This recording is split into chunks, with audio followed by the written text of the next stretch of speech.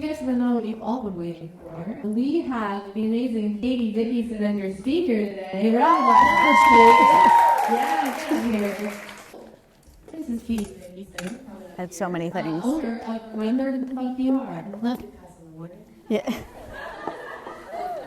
Katie's specialties are empowerment coaching, self-advocacy training, leadership development, and career transition coaching. She's been part of her life since a million years ago, October of 2022, and we're so happy to have her as a member. Her business, Remember to Fuck Your, and best-selling book is self-esteem, LGBTQ+, and survival memoirs. Round of applause for you. Yeah. Ridiculous. It came out on Monday.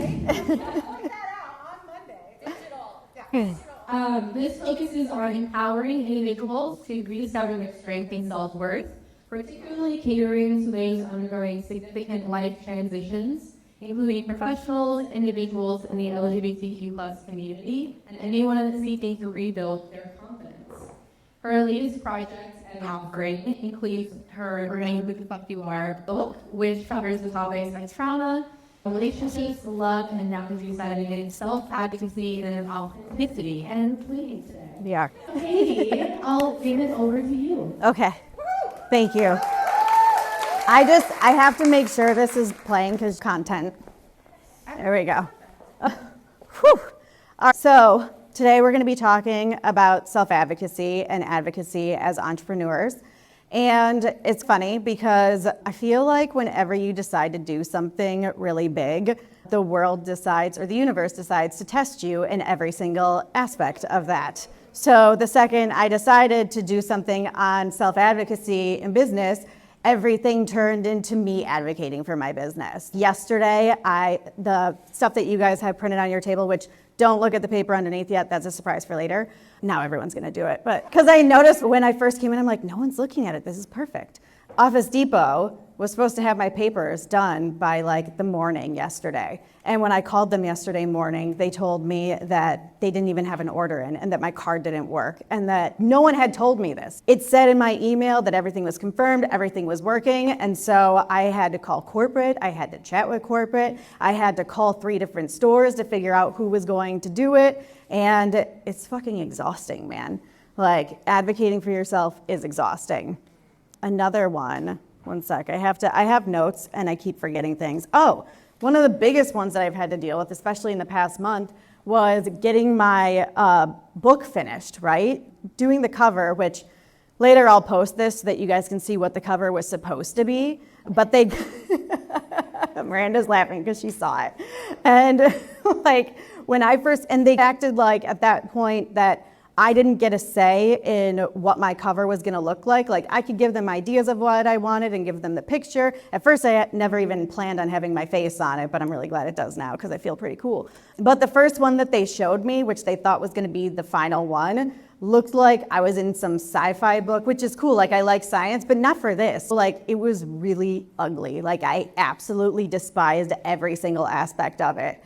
And I spent like a week having to push. And luckily, Amanda, because she was with me when I got the email that was like, this is how it's gonna be. And if you know me, I like fire up really fucking quick because I'm in Aries and then I just wanna blow everything up. And also like I'm really direct. So I'm like, if I'm direct, it'll just get shit done, but then I'm an asshole. Instead, she helped me figure out how to write it. And I'm like, oh my God, they're gonna think I'm like so over the top, which honestly I am.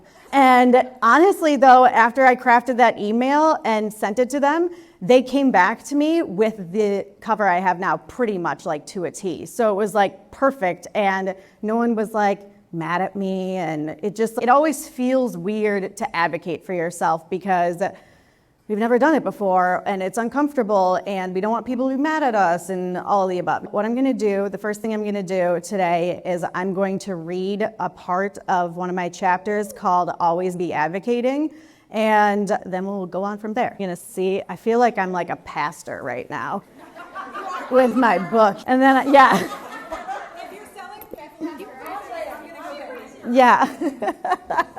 Yes. Let's see here. Okay, this is gonna be hard to do all this. Okay. So in September 2022, I moved back to Florida to live. Also, by the way, one day I'm going to have this memorized so I don't have to read from it. So I apologize, but this week's been a week. In September 2022, I moved back to Florida to live with Langdon in St. Petersburg after almost a year of our long-distance relationship. I'd been working remotely for my company since March, and my manager wanted me to move to the middle of fucking nowhere, Long Island, New York, to work in person. My manager did not like me. She hadn't liked me from the first virtual interview. She was Next to your face. Oh, thank you. That'll be so nice. Here you go. This is weird. I feel like you're feeding me grapes. It's okay. I have cry breath, and that's what I get when I'm nervous. So she hadn't liked me from the first virtual interview she watched of me. I knew because she commented to a friend of mine who vouched for me at the company that she feared I would not be a team player and that I came off as a strong personality on my interview. She is the type of person who has worked in the same position for 30 years and has never broken a rule, especially if that rule makes no sense and is actually a detriment to the progress of the company. For the first time in my life, I applied for disability accommodations through work, so I could remain a remote employee, something my manager was extremely opposed to. I had to meet with her to discuss these accommodations. When I hit join call, a woman other than my manager, Karen, I chose that name for her, was on the screen. Karen began by saying, "Katie, this is Deborah from HR. She's going to be witnessing our conversation today." This fucking bitch blindsided me. I was going to play it nice, but now I'm going to let her see the real me. I asked what happens when I don't show up to work in Bohemia on October 18th. Karen replied, "You mean what happens when you cannot fulfill the requirements of the position?" Ha, she thinks she can get me to slip up on that comment.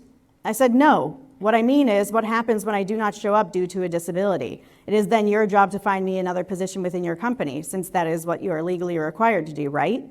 The HR woman jumped in at that point and said, "Okay, Katie, you and I will continue this conversation later, just us."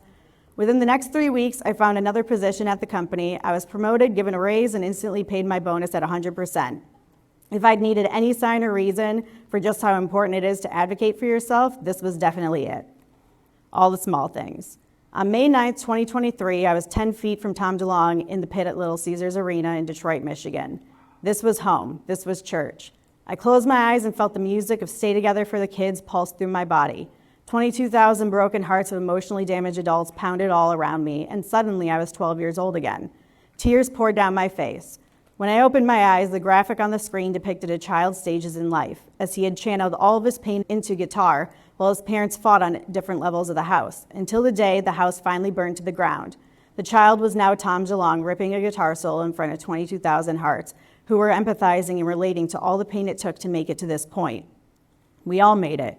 We all were that child, and somehow, some way, we made it that far in life, coming full circle, just to scream at the top of our lungs in camaraderie against the emotional baggage our parents had stranded us with.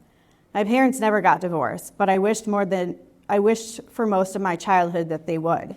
I don't wish that anymore, but that doesn't erase the pain I felt back then. It doesn't erase the pain I feel right now. Why is there so much pain? This moment wasn't just me at 12 years old. This moment and this pain are universal. Right now, there are kids at home experiencing this exact moment. Right now, the cycle is continuing, and all anyone wants to talk about is the cost of gas, inflation, and tax hikes.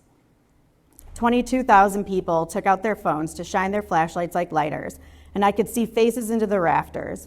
In that moment, the individual human experience was overwhelming. Why could we come together and scream for our freedom from emotional baggage on that night and not do the same in our everyday lives? Why don't we fight for ourselves the way we fight to experience the people who inspire us? This book in itself is a form of self-advocacy. I have never found it difficult to be an advocate for other people. It has always been something that comes naturally to me. I don't know if this was my way of standing up for myself by doing it for someone else, or whether by standing up for someone else I felt as though I was making up for the times when I hadn't stuck up for myself. Advocating for yourself is an entirely different story. Usually when someone has to advocate for themselves, it is because they have endured a wrongdoing. Unfortunately, we all have past traumas that have made us who we are today.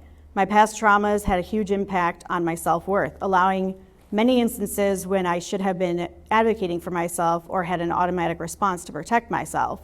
Instead, my first instinct was to feel guilty, ashamed, or not want to make a big deal of something. I'd think, it's fine, I can handle this. It would hurt them more than this is hurting me now, if I were to stand up for myself. I more often than not feel bad for my abuser, whether because I understand why they are acting the way they are or just because I was taught from a young age because of my parents and my sister to make things easier for the people having tantrums. I tend to put abusers ahead of myself, and this makes advocating for myself hard. What makes advocating for yourself scary is the fear of loss. The fear that if you advocate for yourself against a parent, friend, or partner, they will walk out on you. If you advocate for yourself against your boss, you will be fired. If you advocate for your freedoms, you will lose what little freedoms you already have. Advocating for yourself feels like the scariest gamble you've ever made, but in gambling for yourself, you can lose a lot more than money. Advocating for yourself is also exhausting because if you succeed once, I guarantee you will have to continue to advocate for the same thing over and over again until your side becomes the majority. For a person who already suffers from self-worth issues, it is incredibly difficult and scary to continuously talk yourself into why you're worth it. Advocating for yourself is scary because at some point, no matter what, you will question your own sanity in the process. And if you don't have the support system in place, that can be exponentially more detrimental to our mental health. Advocating for yourself is scary because it is never the easier option, but if you continue to advocate, life on the other side will be easier. Advocating for myself has taught me self-worth, or I should say it has reminded me of my worth. Once you start advocating for yourself and the whole world doesn't blow up in flames, you realize you should have always been advocating for yourself.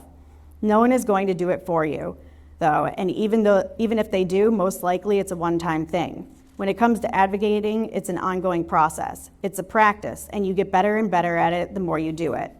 It teaches us boundaries and that those boundaries are okay. It teaches us boundaries and what boundaries are for you. You begin to recognize what you are and are not okay with. You learn what things you were pretending to be okay with just to avoid conflict. Advocating for yourself helps you to see who respects you and who doesn't. Advocating for yourself gives you more information about the people who surround you, and information is everything. The information you collect from advocating for yourself sets you up to be better equipped to continue the practice in more constructive and less energy-draining ways. When other people witness how you show up for yourself, it inspires them to do the same. It's these small but major acts that move the needle toward a world where people's boundaries will be more respected and where people will have a better chance of not being taken advantage of. Advocating for yourself doesn't make you a difficult person. Advocating for yourself opens doors to allow the most authentic version of yourself shine.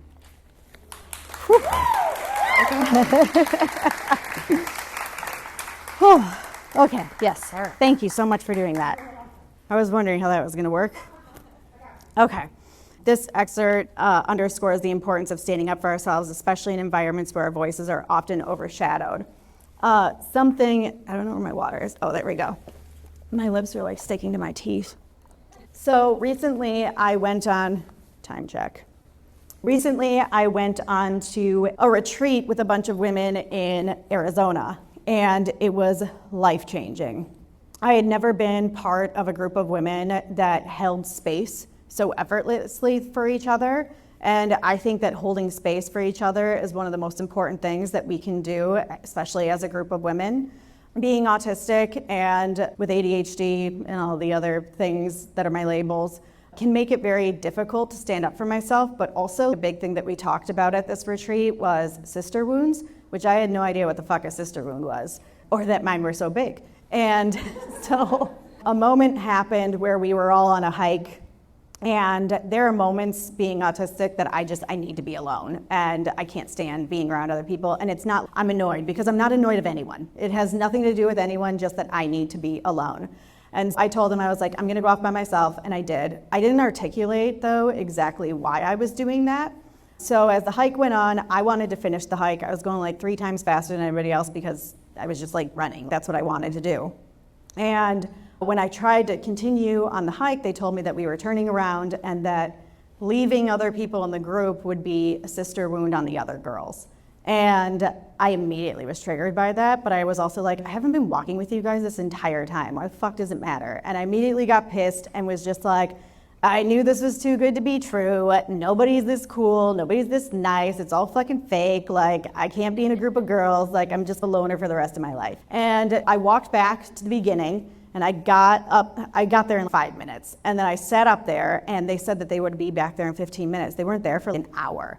And I sat up there freezing, and I just sat on the side of that cliff, and I just, like, for an hour thought about every time this has happened to me in my life, or every time I decided to walk 20 miles home at 3 o'clock in the morning for no reason other than I was pissed, like stupid shit like that. And so once I got up there, luckily there was a woman, her name is Kelly, and when I got back up to the car, she was like, okay, she closed all the doors of the van, and you're gonna talk to me right now, which is always great. You need people in your life that see you and that know you, so that when you're not willing to say how you feel, they can help it out of you. But at the same time, the universe later is then gonna test you and be like, can you do it by yourself? But so she had me explain everything to her, and for her, she was like, I'd be pissed in general. But she didn't realize that for me, my sister wound was that I had always been used to girls when I was younger forcing me to do things they wanted me to do, and not being able to be independent or be an individual. They wanted me to dress a certain way, talk a certain way, be friends with certain people, and all this kind of shit. And that ruined so many things for me.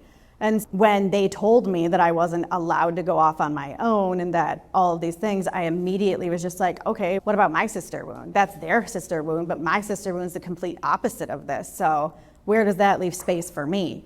She and I talked, and then finally she was like, we're gonna have to, this was actually craziest part for me, was that I've never had someone ask me the questions that she was asking me. She was holding space for me. She wasn't trying to make me feel a certain way. She wasn't trying to make me be anything. Even if she didn't agree with me, she wasn't trying to tell me to feel differently. She was just listening to me.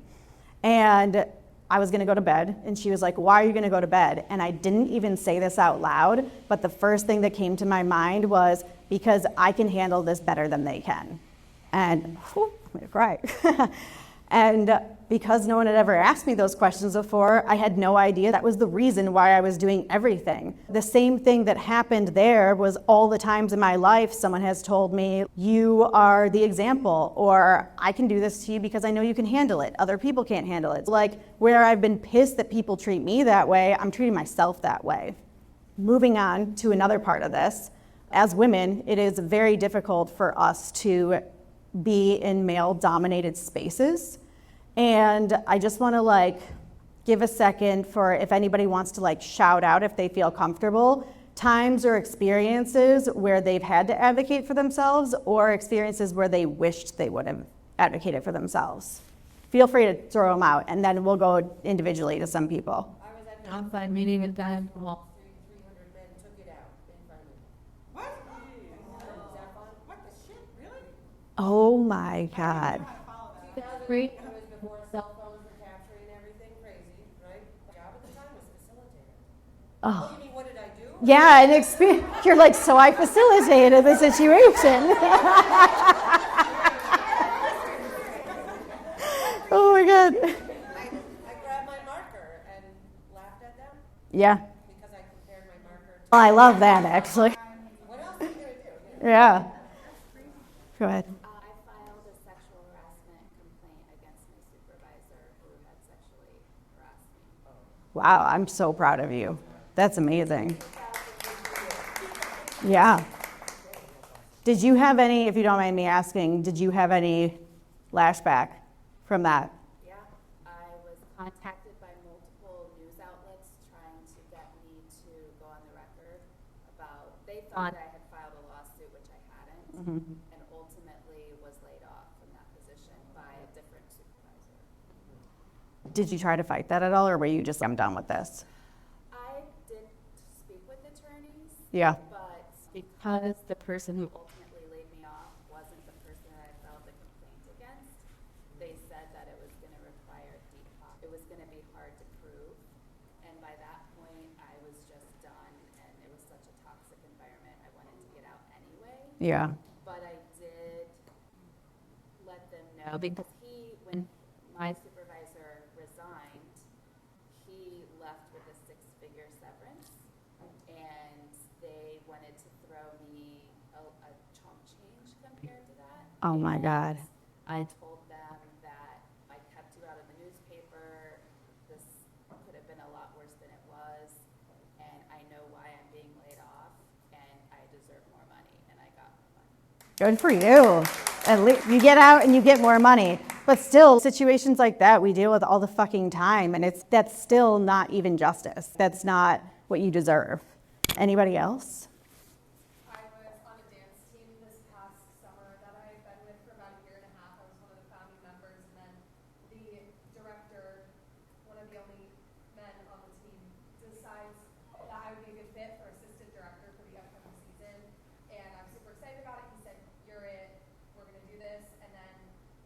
decided not to communicate with me for a month and a half about it, and then all of a sudden he said, I decided to go with somebody else, which was because of favoritism. It was just someone he liked more and hung out with more. And I think he also realized that I hold people accountable. I'm a really strong leader. I don't take shit from anybody, and I would get stuff done on the team, and I think that may have intimidated him a little bit. Definitely. So I stood up for myself. I explained why this was wrong, why what he did was wrong, the value that I put into the team, realized that I didn't feel like I ever really belonged on that team because of the pickiness. So I left, went to a new dance team, and then ended up winning regional World of Dance champions with them in October. And now it's like an amazing team that I feel like I really belong with. The leadership is really strong, and I'm just 10 times happier with them. So. That's awesome. Congratulations. I feel like that happens so much to us as women, and because it's been happening for so long, the gaslighting that can happen in these situations, like I had explained in the book, at some point you're going to think you're crazy. You're going to sit there and be like, am I wrong? Nobody else is standing up for this. Nobody else is saying anything. Why am I the only person who's saying these things? And so you don't want to be alone. But honestly, when you do stick up for yourself and when you do these things, it's allowing other people the chance to be like, maybe I can do that too. So let's see, what's the next part? I just want to make sure I haven't forgotten anything. Next, we're going to move on to our activity. But before we move on to our activity, there is another part that I would like to share from something that I have written. And then there's, I don't like to say ground rules because I don't like that they're rules because I fucking hate rules. Huh? What are they? Credence? Agreements? It's funny, I'm a writer, but I don't know vocabulary very well. Okay, so I'm going to read this little part, and then I will do the agreements. Are you fine with one hand? Yes, yeah. This one's easier because I don't have to do the finger thing that you do with a book. I'm going to take pictures as long as it doesn't bug Okay, yeah, that's fine. Okay, so this is a quote by Bell Hooks. She is one of my favorite authors of all time. She wrote the book All About Love. And the quote is, privilege is not in and of itself bad. What matters is what we do with privilege. There is a popular topic in the personal development field people like Brene Brown talk about. I love Brene Brown. This is not a smack on her, okay? It's called Courage Culture is a complex subject because the things I need courage to do not even compare to what a Black woman, trans woman, disabled woman, or any other woman in a marginalized group need courage for. I'm terrified to ask for a raise. I'm terrified to speak in public. I'm terrified to stick up for what I want in my business. I'm terrified to voice differing opinions to my business partners. But the things that terrify me will in no way, shape, or form get me killed. Black women in particular need courage for much simpler tasks like leaving the house in the morning, going for a run before or after the sun rises and sets, telling their kids to have a good time before letting them leave to hang out with friends.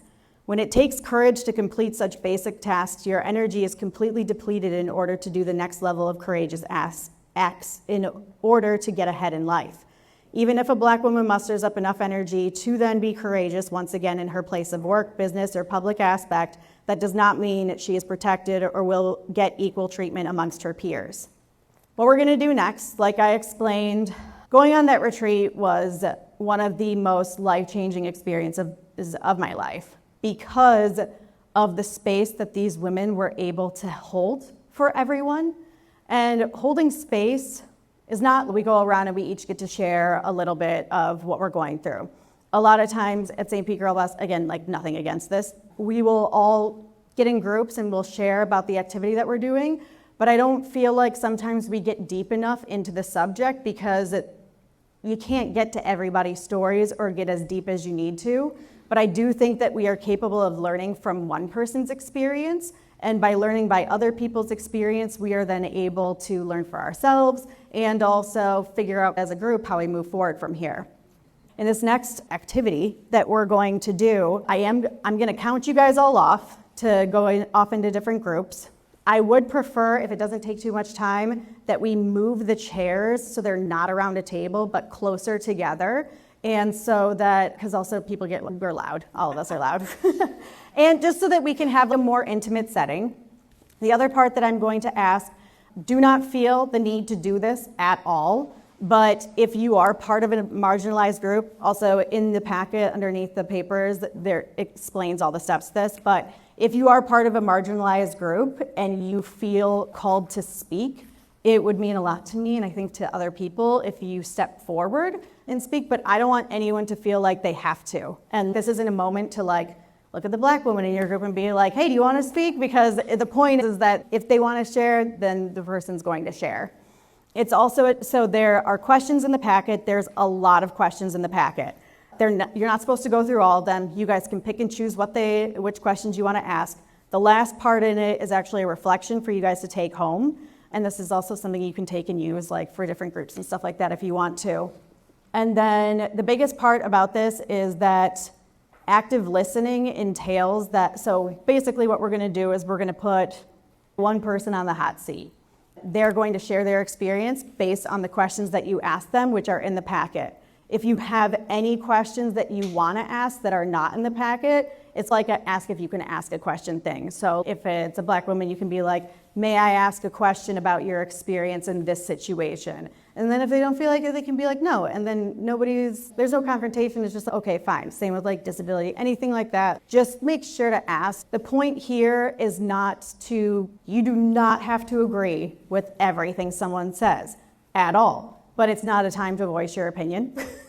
It's a time for you to listen and to reflect and maybe write down why you're feeling that way. Like maybe this is going to bring up uncomfortable emotions, and it's supposed to. Like anytime we're growing as a group of people, it's an uncomfortable thing. And as an individual, it's an uncomfortable thing to grow. If you have any questions, let me know. I hope I didn't forget anything. And if I did, then I'll look at my paper and I'll let you know. And then I also am going to encourage leadership to be a part of this too. And I'll sit at a table or I'll hop from table to table. I don't know, we'll see. So I'm going to count you guys off. I think I'm going to do groups count off till 9. Maybe I'll make it 10 to just make it even, right? Figure it out. Bring the chairs so that you're close together. 1s, 2s, 3s, 4, because there's not enough tables. We don't need tables anyways.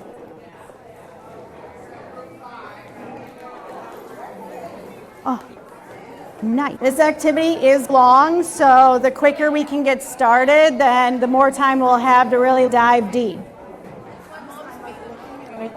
See where there might need to be. Oh, I was going to say, if you guys recognize that you don't have someone marginalized in your group that wants to speak, let me know and we can find someone from another group to join yours. It's more the goal here right now. That's important, yeah. Raise your hand if you guys need help or questions or anything like that, okay? Just one woman to answer. Yep. Not all of them, you can choose which questions.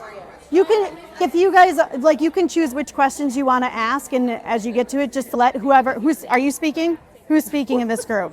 That's what we're asking. Oh. It's only one woman. No, one person, okay, I'm going to clarify something just in case people don't understand. One person is going to be answering these questions. Nobody else is going to be speaking on their experience. Only one person is going to be speaking. Oh, this is actually something I did want to share because I'm autistic and ADHD, and the way I connect with people is by telling people my story after they tell theirs. So anyone who's neurodivergent, this is going to be real hard for you. Yeah. So the point is there's going to be one person answering these questions. The person, it's up to them if they want to step forward, preferably a marginalized person, and be like, hey, I'd like to take up space right now if you guys don't mind. And then the other people in the group are going to look at the questions in the packet and decide which questions they want to ask to that person so that person can speak on their experience. All right, guys, we're going to wrap it up and come back together as a larger group. You guys can stay where you are right now. I'll give you like a minute to wrap things up. You can stay in the same spot you're in. Yeah. All right, guys. I just realized I don't even think that I finished my story about me being on my retreat, and I don't know how that happened. Did I not finish that story for you guys? Okay, when I went back into the house after everything had happened, I talked to my friend Kelly. She's, now you're gonna speak to these women. And I ended up basically bitching them all out in a nice way, but I explained to them what was going on, and it was the most terrifying experience of my entire life. But every single one of the women, there's 15 women in the room, just sat there and listened to me.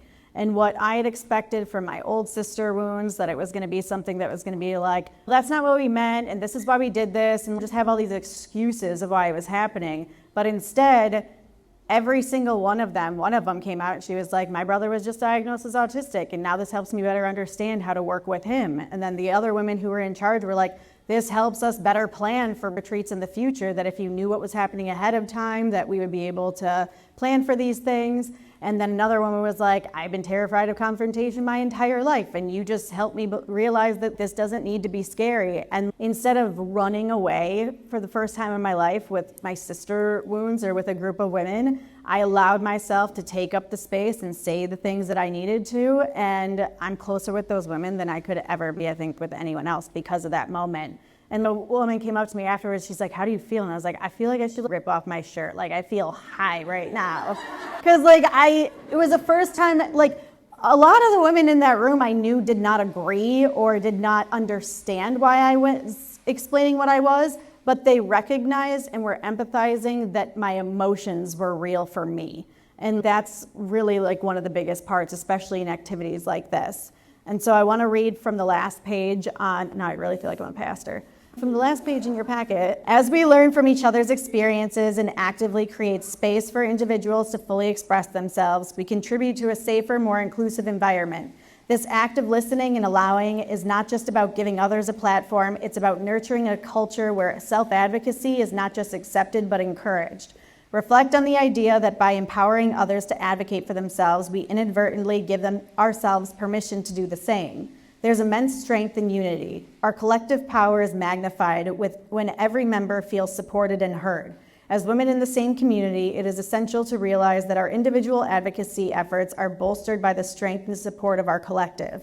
Consider how advocating for oneself becomes less daunting when backed by a community that uplifts and supports each other. In this light, think about the role we play in bolstering this support, especially for women from underrepresented communities. It's crucial to acknowledge that leaving anyone behind for the sake of personal advancement weakens our collective potential. Our group's strength is directly tied to how well we uplift and empower our least represented members. With the short time that we have left, I would like some people to share their experiences in this group.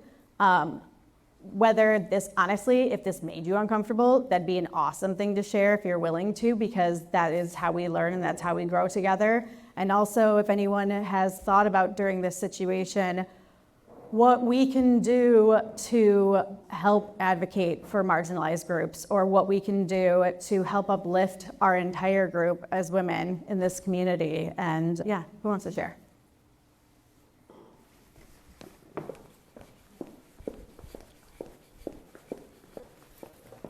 Hey, Hi everyone, I'm Maddie. This group was wonderful. I'm glad you got to be with you all. As a trans woman, it was awesome just getting to share and answer all the questions they have. And hurry. If I don't have an answer for something, I'm just going to be honest about that. So it was very nice to really dive deeper than I normally would on a Friday. So thank you for giving us this space. Yeah. I don't really have any thoughts on advocacy from my group because you all have been wonderful. So I just am thankful for that. So just keep being amazing allies. That's all I can ask for. Thank you. That's awesome.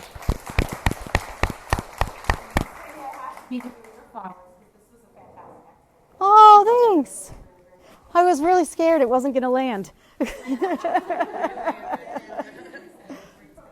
Who wants to share next? Anybody else? Yeah, if you feel like that especially, then you should share. yeah, that's usually my cue that you need to talk. Yeah. Because you don't want to. But I'm grateful for this group. I'm grateful for the 3 people that I got to sit with. They were great at listening, and they were sharing tears and just giving those positive feedbacks on an experience that many people are sharing today. All I can say is that I learned to play the first in it, and I made peace with those, and that's really important advocating for yourself. So that you go from thinking that you need to fight and defend yourself to advocating for yourself. It's very different. I had a pull my hair moment a couple of years ago, and I was really feeling my mental health. And I heard this inner voice tell me, I was going through this emotional roller coaster, and I was like, oh, here I am healing, and this space, and so stuff back, and that voice said, no, that is what healing is. And you don't have to fight for yourself. You just have to be. And now when I say, hey, I have some disability, I'm this and that, if you have a problem with it, good luck. This is a package, right? But this has helped me become empathetic, most importantly, compassionate, and one in the first today. Because I, in a way, advocate me and create spaces for other people so that I can be totally who they are in that moment. And I walk with them, with them, because I needed that at one point. Yeah.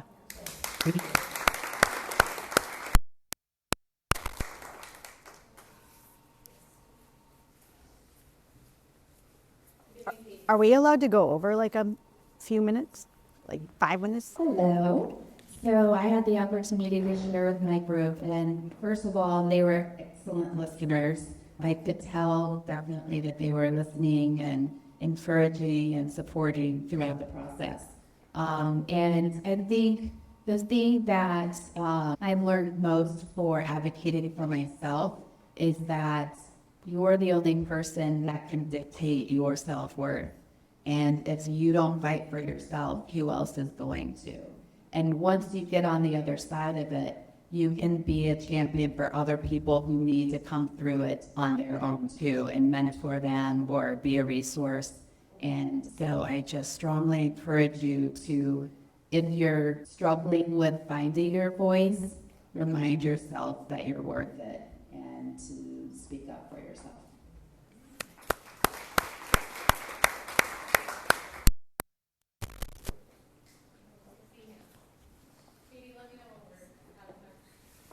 We are, but Great group. do one more, 2 more, if we can. Yeah. Never had a voice growing up, is how I did with my father. I've learned a lot in the past several months. Been a lot of stuff just stemming from him. And 6 months ago, if it wasn't for my puppy, God knows she's my angel, and this woman right here, I need not be here. And I started to just say, look it, I'm doing what I want to do. And I have the love from very close, small groups of women. And all of you, I love them in here. And I get lonely, we all do. And I'm not ashamed to say that I thought about ending my life twice. I even told my mother, and I said, because of my friend and my dog, because of us too. I'm like, nope. But I didn't care how that made her feel, because it wasn't about her. And I'm starting to learn. I'm trying to learn how to take care of myself and say, fuck it. I do drag king now. And I'm going to be on stage with very many clothes on next Saturday, and I don't care. Why not? Do it. And it's, in the past couple of weeks, I've really light bulb went off. And I'm starting to see here me and standing up for me, and if you don't like it, because now people think I want to be a guy. I don't. It's just fun. Fuck it. Fuck it.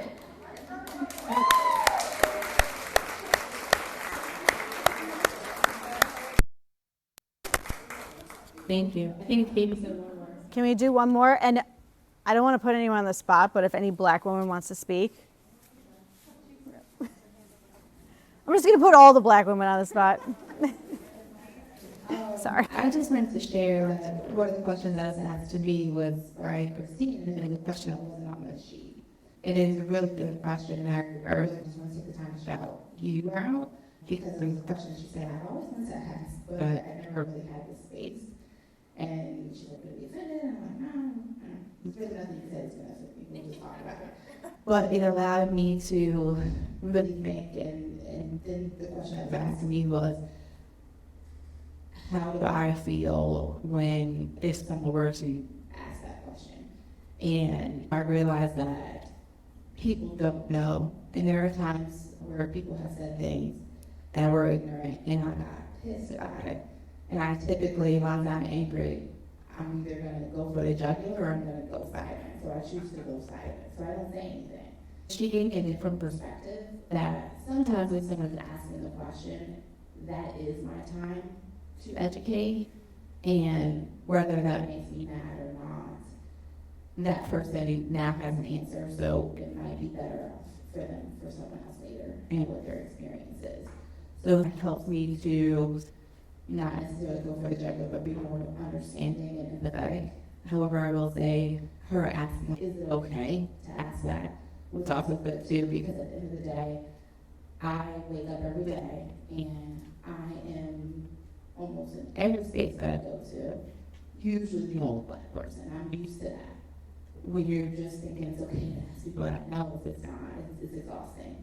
But asking permission really goes a long way. So, thank you.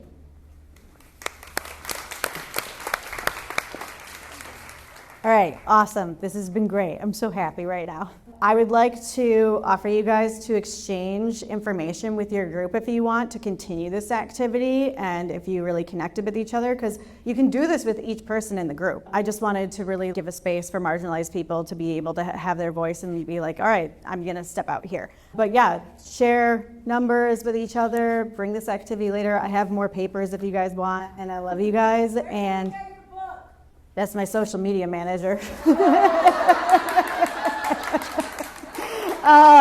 My book is on Amazon. There's an ebook. There's a paperback. The paperback's $9.99. The hardcover, I think, is $22.99. I am sponsoring another Girl Boss in the next month, I think, so I'm planning on bringing books. So I can sign if you guys want, but also if you want to buy a book on Amazon and then bring it, then I can sign that too. And I think, and sign up for the giveaway if you want. And yeah, that's it.